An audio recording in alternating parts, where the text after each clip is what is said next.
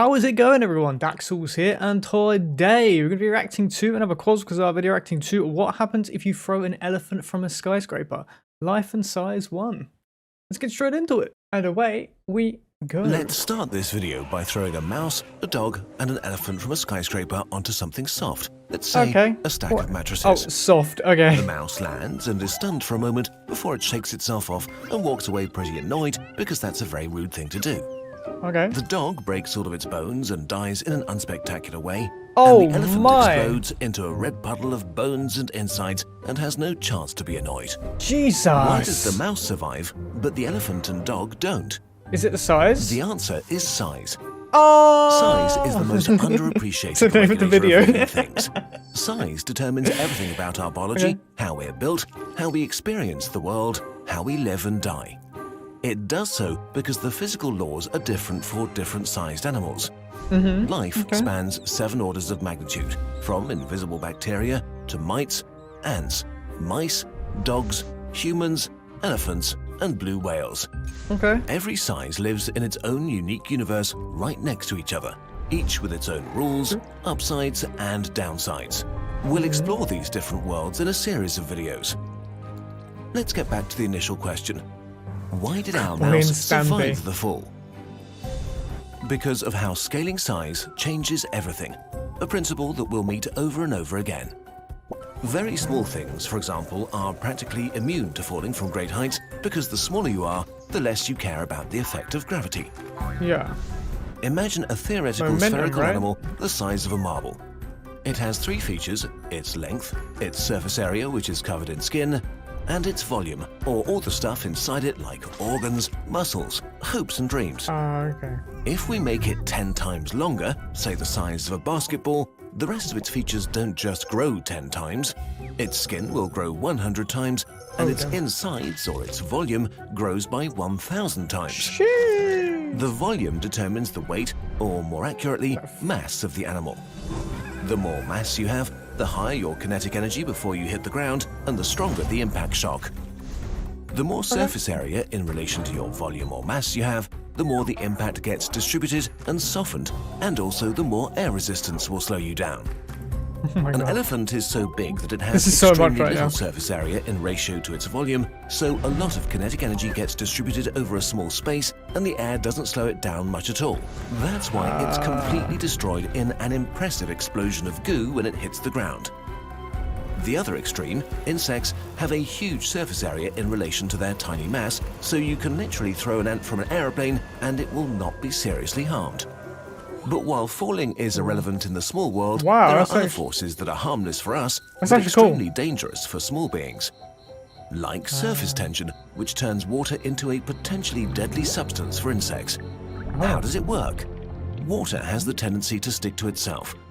Its molecules are attracted to each other through a force called cohesion, which creates a tension on its surface that you can imagine as a sort of invisible skin. For us, this skin is so weak that we don't even notice it normally. If you get wet, about 800 grams of water, or about 1% of your body weight, sticks to you. A wet mouse has about 3 grams of water sticking to it, which is more than 10% of its body weight. Oh, wow. Imagine having 8 full water bottles sticking to you when you leave the shower. Oh, Jesus. But for an insect, the force of water's surface tension is so strong that getting wet is a question of life and death. If we were to shrink you to the size of an ant and you touch water, it would be like you were reaching into glue.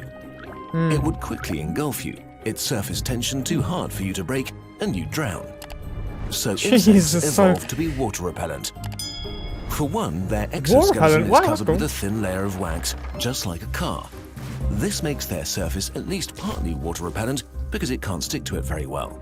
Oh yeah. Many insects are also covered with tiny hairs that serve as a barrier. They vastly increase their surface area and prevent the droplets from touching their exoskeleton and make it easier to get rid of droplets. To make use of surface tension, evolution cracked nanotechnology billions of years before us. Some insects have evolved a surface covered by a short and extremely dense coat of water-repelling hair. Some have more than 1 million hairs per square millimeter. When the insect dives underwater, air stays inside their fur and forms a coat of air. Water can't enter because the hairs are too tiny to break its surface tension. But it gets even better. As the oxygen of the air bubble runs out, new oxygen diffuses into the bubble from the water around it, while the carbon dioxide diffuses outwards into the water. And so the insect carries its own outside lung around and can basically breathe underwater thanks to surface tension. What? This Death is the by same bubble, but principle can that breathe enables pond underwater? skaters to walk on water, by the way.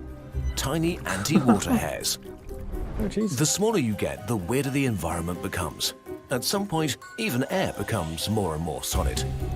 Let's now zoom down to the smallest insects known, about half the size of a grain of salt, only 0.15 millimeters long, the fairy fly. They live in a world even weirder than other insects.